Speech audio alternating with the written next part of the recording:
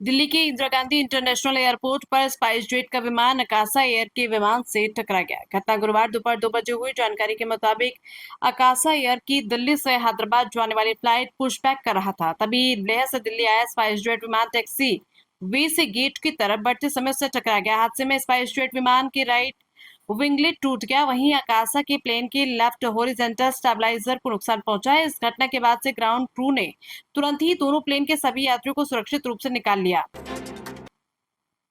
संसद के विशेष सत्र के दौरान केंद्र सरकार ने गुरुवार को लोकसभा में महिला आरक्षण से जुड़े संशोधन बिल पेश किए। प्रधानमंत्री मोदी ने स्पीच के दौरान अखिलेश यादव को अपना दोस्त कहा। वहीं राहुल गांधी ने जब केसी वेणुगोपाल से कहा कि आपका माइक बंद है, तो स्पीकर ने कहा माइक सिर्फ आपका बंद होता है, उनका चालू है। इसके बाद दोनों मुस्कुराने लगे।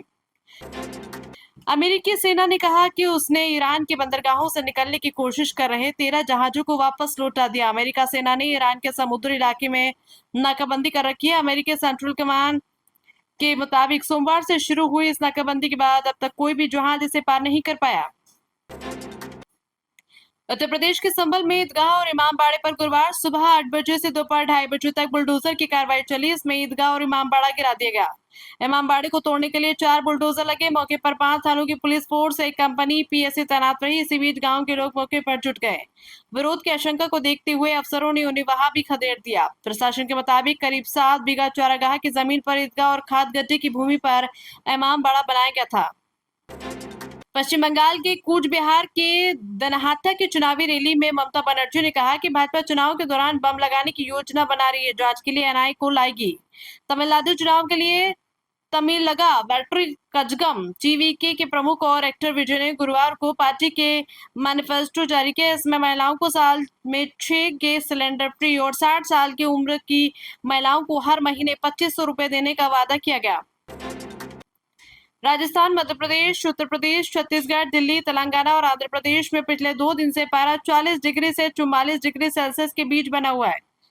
बुधवार को राजस्थान के बाड़मेर में 42.8 डिग्री सेल्सियस, मध्य प्रदेश के नौगांव में 42.6 डिग्री, उत्तर प्रदेश के बांदा में 44.6 डिग्री, महाराष्ट्र के अकोला में 44.2 डिग्री सेल्सियस, छत्तीसगढ़ के राजनांदगांव में 43.6 डिग्री और आंध्र प्रदेश के अनंतपुर में 43.4 डिग्री सेल्सियस दर्ज हुआ।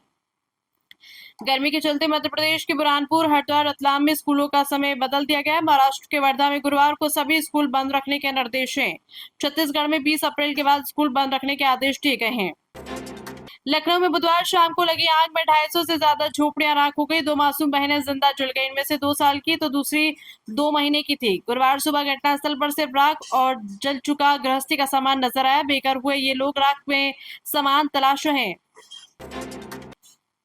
सोना चांदी के दाम में आज यानी 16 अप्रैल को लगातार दूसरे दिन तेजी रही। India Boolean and jeweller association के अनुसार 1 किलो चांदी 2273 रुपए बढ़कर 2,51,000 रुपए पर पहुंच गई। इससे पहले बुधवार को इसकी कीमत 2,49,000 रुपए प्रति किलो थी।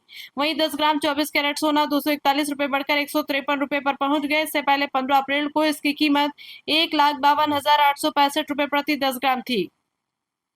बीते 2 दिन में सोना 3,095 और चांदी 14,311 रुपए महंगी हुई।